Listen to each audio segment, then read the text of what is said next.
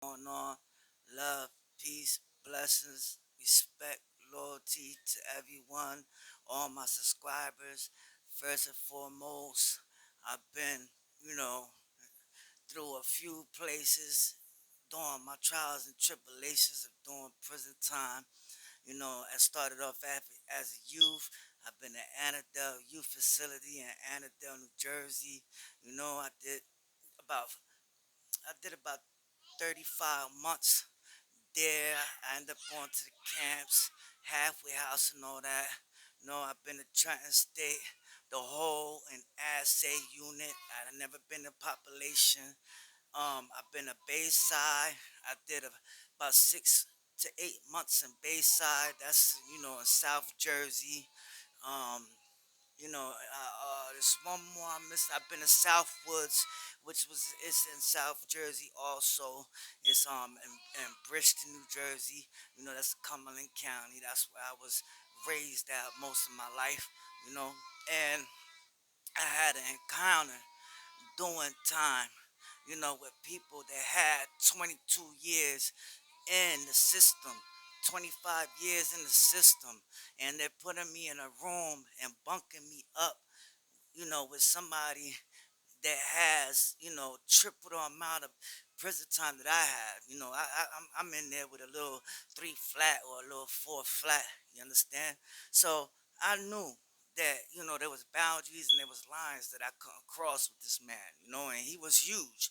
I'm 5'6", he like 6'2", weighing, 250, solid, he got 22 years working and exercising and, anyway, um, I knew that, and this man barely spoke. He barely said anything, so I barely said anything. You know, most of the time I ain't speaking till he said something. He been in the cell before me. He been in there years before me, or whatever the case may be. Right now I'm in his house. I'm in his home. You understand? And me, I'm trying to make it home. I'm trying to get out. I'm trying to keep my good time. I ain't trying to mess up. I'm trying to stay straight so I could get out and go home. This man, he's like a walking zombie. He's already institutionalized. Like his mind's already set to where he accepted, you know, um, his reality. He accepted, his situation. As far as me, nah, I don't want to accept it. I want to go. I want to get out. So, you know, I kept my space clean. I kept my space away from him. I stood on my bunk when I was there reading, and doing what I had to do because most of the time I was out working, doing my duties, and then, hitting the yard 2 or 3 times a day, take a shower. So I'm in and out the room, you know. But while I'm in the room, I'm respecting him. If he has, books, sir, can I read a book? Da da da. It's utmost respect. You know what I mean? And I mind my business. I'm not asking him no questions. I don't even want him to ask me how much time I gotta do or how much time I'm in there for because I don't want to tell him. You know what I mean? I don't want to sit there talk to this man about going home or leaving or I'm trying to get out and all. He don't want to hear none of that. He don't want to hear none of that. All he talking about is when the next show coming on to some series he's watching, or you know, um, he was a barber, so he's worrying about the soups and chips and items that people owe him that he got to go and collect when store day come. You understand? That's his mindset. Nah, I'm not interfering with that. I'ma stay in his mindset. It's like you gotta be like a chameleon. You know, you gotta blend in. You gotta, you know, to that way there's no tension while you there. You know what I mean? That the chemistry is cool and you balance it out.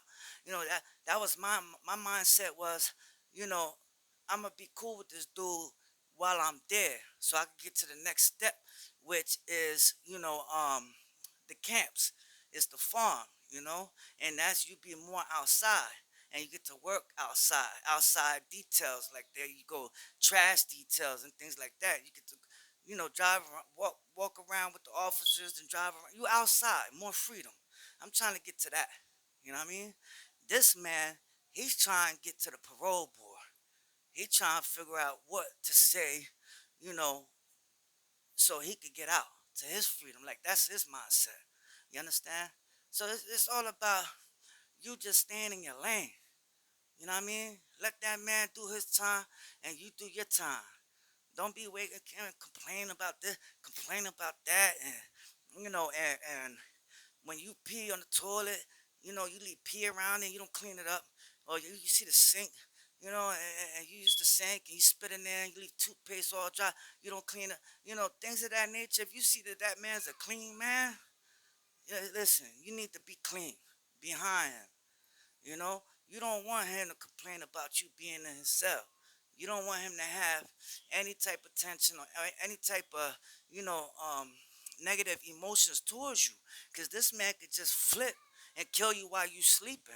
He could just flip and just choke you and kill you. He's in there for a body. He's in there for murder or shooting or whatever the case may be.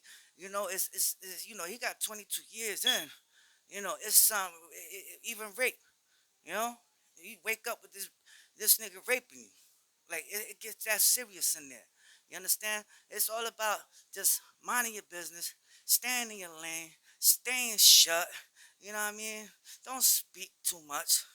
Don't, because the more you speak, the more questions they're gonna ask, and the more you're gonna get yourself deeper into what he don't want to hear and what he don't want to know. You know what I mean? Because he don't want to know about getting out in 2 or 3 months. He don't even want to hear about you going to the camps or the halfway house. It's that serious. You know what I mean? Now, if you in a gang and you in a spot where y'all deep, then you good. You don't gotta worry about nothing too much or nothing, but just your homies. That's not always gonna be the situation. You get moved around a lot during the course of doing time, and 1 minute you could be with your gang, and the next minute you could be the only man, just standing by yourself. You know what I mean? And if you know that you got beef or there's niggas that you beefing with, and you about to enter that dorm or that cell, listen, you gotta go at it from the rip. Right there, when the police is holding you, trying to put you in that's where you start the trouble at. You just start, hooking off, boom, boom, boom, do you, so he could move, boom, get you out of there and move you somewhere else where you'll be safe and feel more comfortable at. Listen, man, y'all don't even know what it is. It's a whole nother world. When you in jail, when you in prison, that's a whole nother life right there, bro. That's why I be telling y'all youngins, man. Like this out here is easy. It's easy to live out here, bro. It is. It's not hard. Even if you broke and you have no money, just to have faith and just, pray every day or whatever, your religion, whatever, and just feel blessed that you're able to wake up and be with your family. You're able to wake up, use the bathroom when you want, take a shower when you want, cook whatever you want, put on whatever clothes you want to put on, call, use your cell phone, and don't gotta hide and worry about the police coming in the cell to take it. You could just step out the door, go to the store, buy what you want. Let's go shopping for sneakers, for gear. But listen, that's the life. You don't want to be in there. It's a wrap. You locked in the cell. You gotta live every day under their rules and regulations like you a kid, like you a slave. It's modern day slavery. It's like they're gonna treat you like you an animal. You wanna act like an animal, that's how they're gonna treat you. Listen, man, I'm gonna keep giving it out, man, because a lot of y'all brothers, man, youngest is hard headed. Y'all out there doing stupid ass shit that's gonna get you doing a lot of time, and y'all think it's easy in jail, prison, all that. Hell no. It gets harder and harder in there, bro. I'm telling you. Back then, yeah, they had cigarettes, they had weed. It was like Disney World. Now, man, they take away everything. Weights, it's like most prisons don't got weights, don't got nothing. It's hard to get everything. Like $2 pack of buglers, and there's $25 to $50 for a pack of buglers that cost $3 on the streets.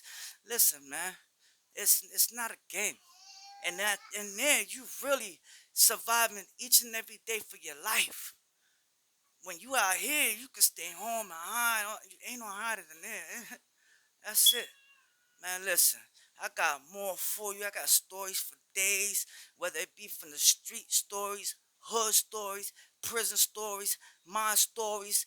Listen, tune in, like, subscribe, share, holla at your boy. I'm here. I'm out. Peace.